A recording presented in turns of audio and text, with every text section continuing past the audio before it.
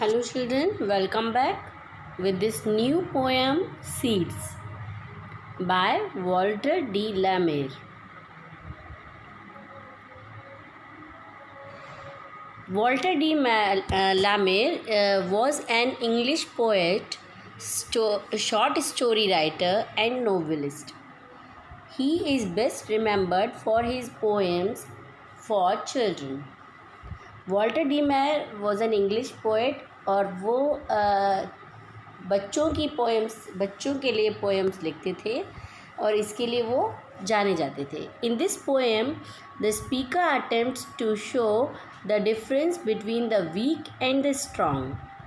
The seedling through frail and small is actually tough and sturdy. It is strong enough to make space for itself and grow, even if it has to push aside a large pebble to do so. इस poem में speaker ने difference बताया है एक week के बारे में और एक स्ट्रॉन्ग के बारे में. इन दोनों के बीच में डिफरेंस क्या है. एक through frail and small is actually tough and sturdy. Seedling होती है, बहुत नाजुक होती है, छोटी होती है और उसको किस मुश्किलों का सामना करना पड़ता है, इस सब के बारे में इधर पोइट बता रहे हैं. और ये भी बता रहे हैं कि अगर उनके रास्ते में बड़े बड़े पत्थर आ जाते हैं, पैबल मीन्स स्टोन्स, तो उनको भी हटाने का काम एक सीडलिंग करती है. Seeds. Children, I have sent the video to you, animated video I have sent to you. By that you can understand, by that you can learn how to speak how to pronunciate each and every word correctly. So I hope you enjoyed the video. In this today I am going only to explain this. The seeds I sowed for weeks unseen have pushed up pygmy shoots of grain, so frail you had think the tiniest stone would never let a glimpse be shown. Pygmy means very short. Shoot means young stem or leaves of a plant. Frail means small, weak and easily broken or destroyed. And glimpse means a quick sight of something. It means in this poem, poet sowed the seed and waited for a week to see the seed growing into small stems. And in the next 3 lines, he tries to read the mind of readers and say that they must be thinking shoot is weak and small, so anyone can destroy it. It means in this poem, poet had sowed the seed. Poet ने एक seed को ज़मीन में लगा दिया है जिससे कि एक नया पौधा आए, और वो कुछ वीक्स तक उसको वेट कर रहा है देखने के लिए कि कब एक छोटा सा स्टेम उसमें से आए. और and he also tries to read the minds of readers. और वो ये भी कोशिश कर रहे हैं जो रीडर्स हैं, जो पढ़ रहे हैं इस पोएम को, उसके माइंड को रीड करने के लिए. And says that must be thinking shoot is week and small, so any one can destroy it. और वो ये भी सोच रहे हैं कि सब लोग ऐसा सोचेंगे कि शूट तो बहुत छोटा है, बहुत स्मॉल है, बहुत वीक है, तो उसको कोई भी डिस्ट्रॉय कर सकता है.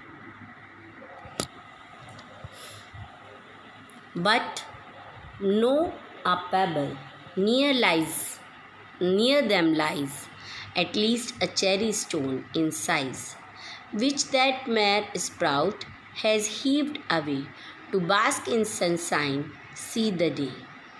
Pebble means a stone, smooth stone, small smooth stone that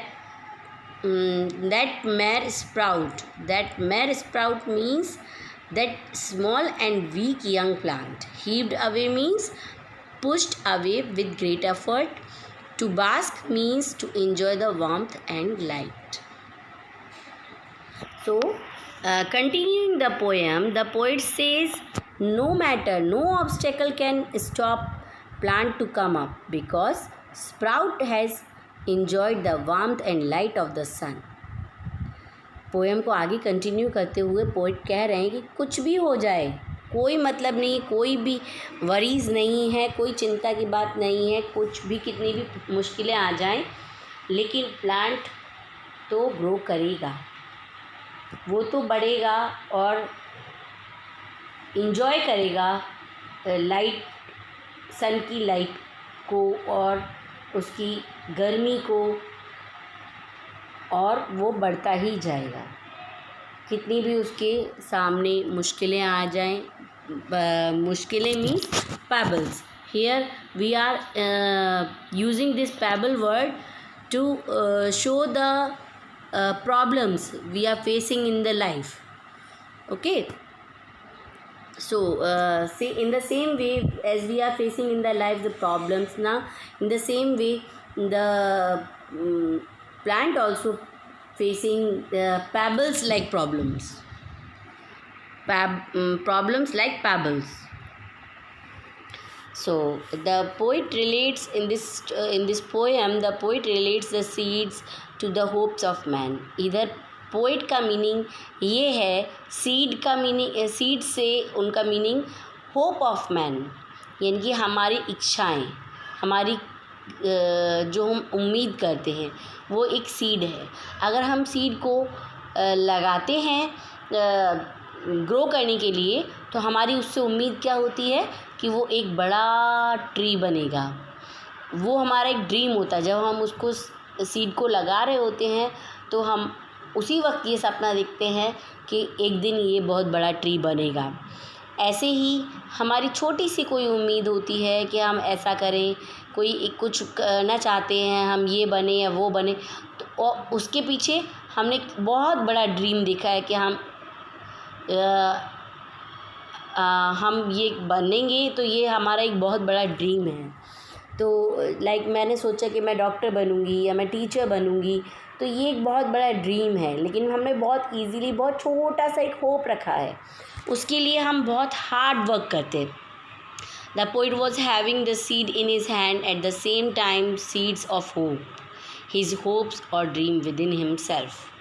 means जब पोइट ने उसको अपने हाथ में लिया था, उसी वक्त उसके दिमाग में उसके खुद के लिए अपने अंदर उसने सीड्स ऑफ होप यानी कि उम्मीद के बीज रखे थे, सोचे थे।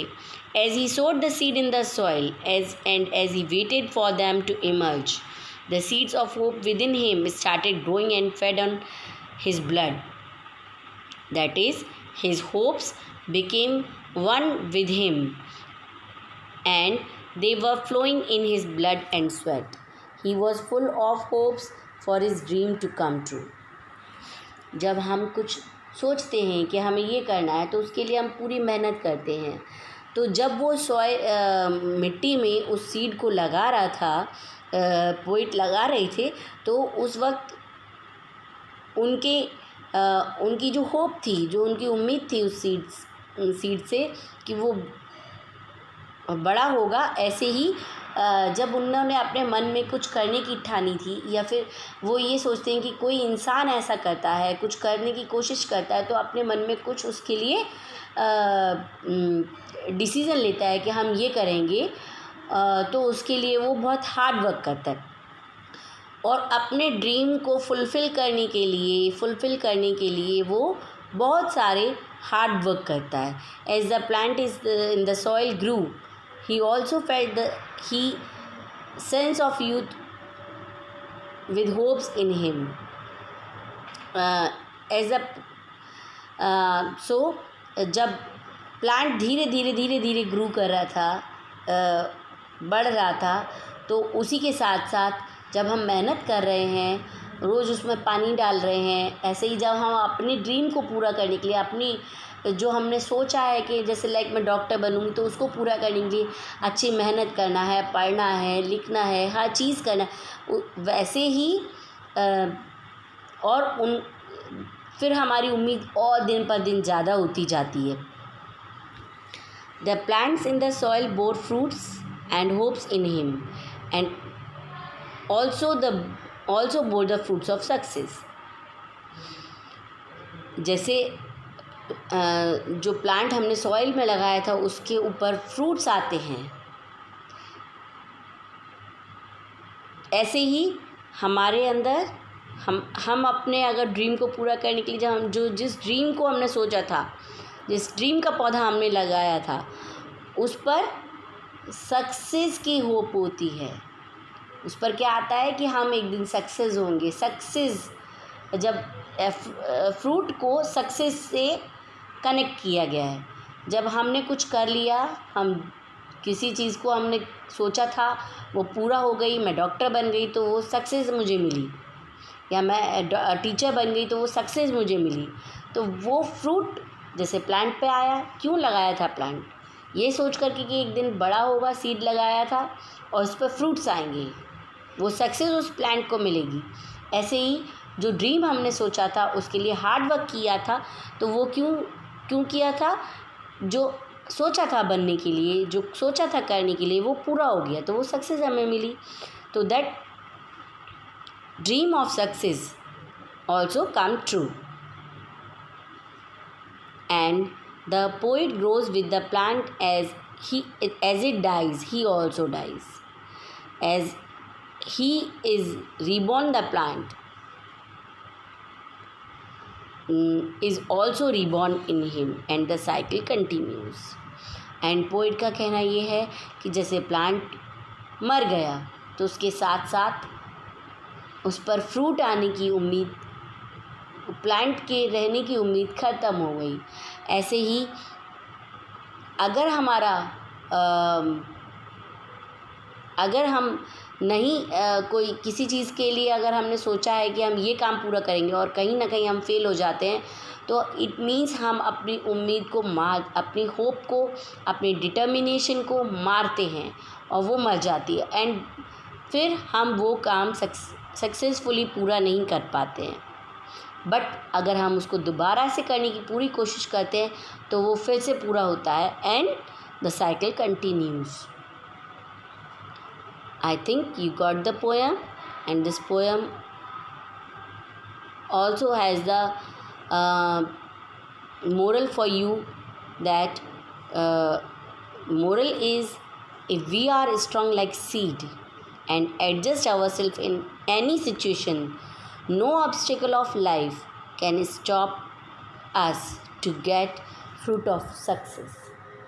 Means हम अगर एक सीड की तरह स्ट्रांग हो जाते हैं, वो देखने में वीक है लेकिन फिर भी वो बहुत स्ट्रांग है, चाहे कितनी भी सिचुएशन आ जाए, कितनी भी कैसी भी परेशानी आ जाए लाइफ में, लेकिन हमको स्टॉप नहीं करना है, हमको रुकना नहीं है, हमको थकना नहीं है, and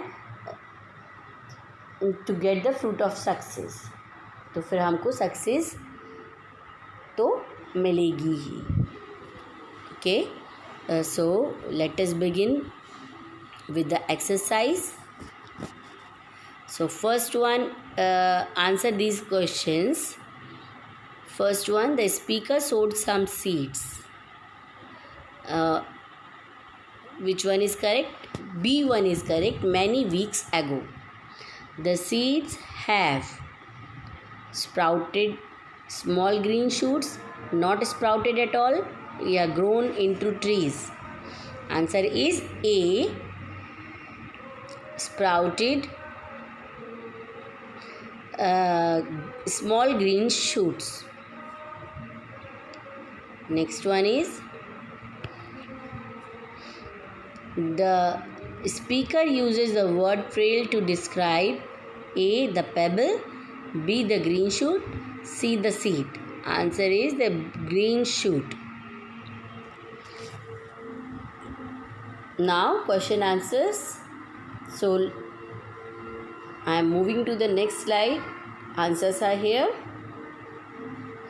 What does the plant do when it has pushed up to the surface of the ground? When the plant has pushed up to the surface of the ground, the plant basks in the sunshine. What do the words heaved away indicate in the poem? What does it say about the seed? Answer is it indicates that the plant fought for the sunlight it needed. It says that the seed fights for its need. The next one is how how do we know that the seed wants to grow into a plant?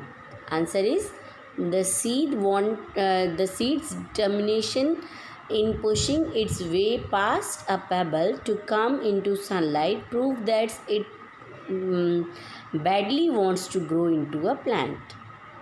Do you agree with the speaker that the seed is stronger than it seems? Yes, the seed is tiny, but it is quite strong and fights for its need. Write the new words by adding the prefix un.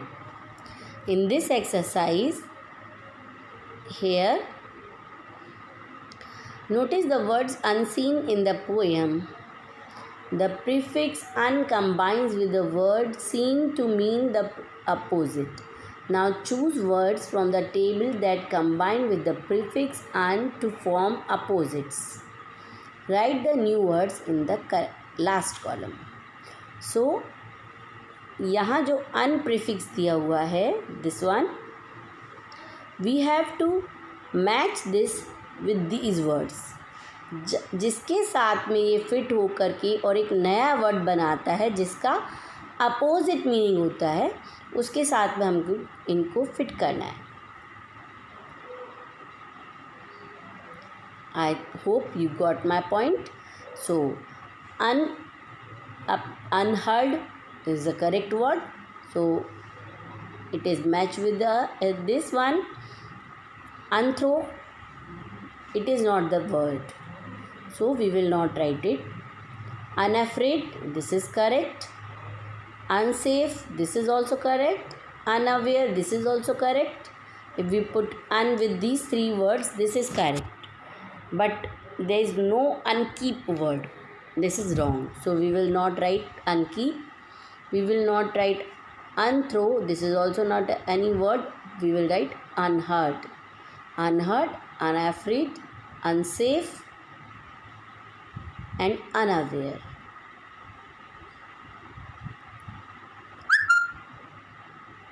Now,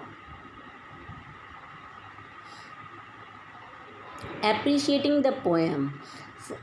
In how many ways does the poet describe the shoot as small and frail? Why does he repeat this idea? Answer is the poet uses the words pygmy shoots and mere sprout to describe the shoot as tiny and frail. And the answer of this, why does he repeat this idea? He repeats this idea to explain that it is very difficult for a tiny sapling to heave away a stone which is larger than itself. These are the answers. So this poem is also finished today, and hope you understand this poem. So we will meet in the next session. Till then, bye.